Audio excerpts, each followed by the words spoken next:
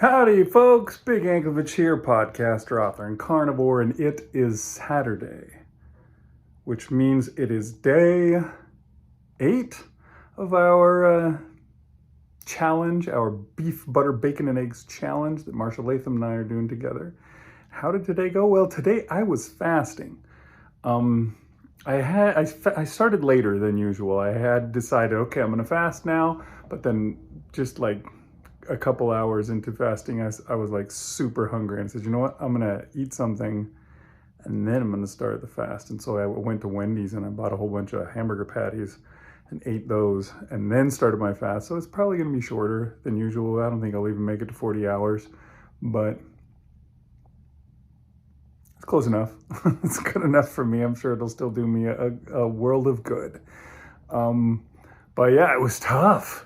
For several reasons. I mean, for one, my wife had us do a whole bunch of work in the yard today.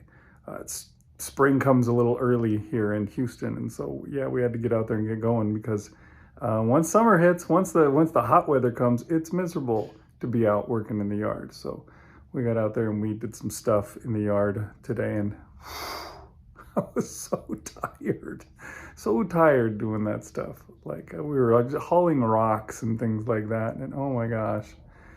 I'm not sure if it was fasting though. Like one thing we were picking stuff up off the ground and I'd be leaned over, and then I'd stand up and I get like that woozy feeling.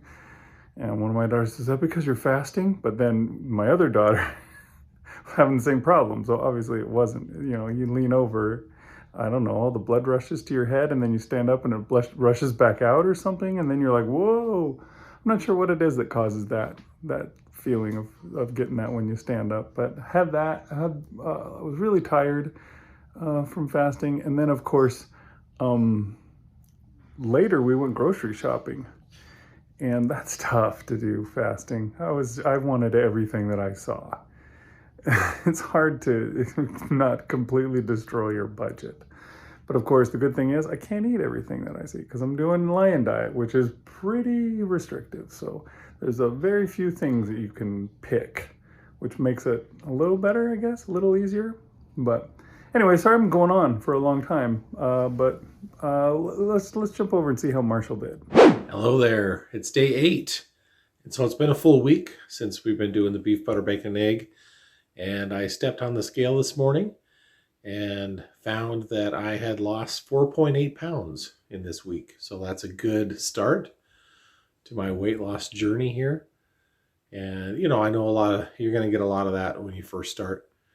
But I have a lot to lose. So hopefully I'll keep going in that direction. But yeah, that's always encouraging, right? That what I'm doing is having an effect. So happy about that. What did I eat on day 8?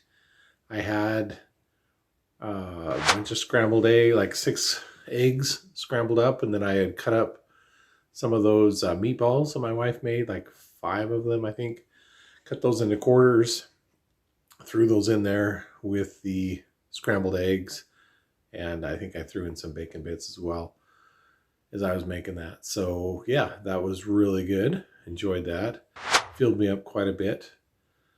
For dinner, I had some, well, again, this probably isn't truly part of beef, butter, bacon, egg, but we had some little pork chop, or I don't know if they were actually pork chops. They didn't have the bone in them, but they were just these cuts of pork.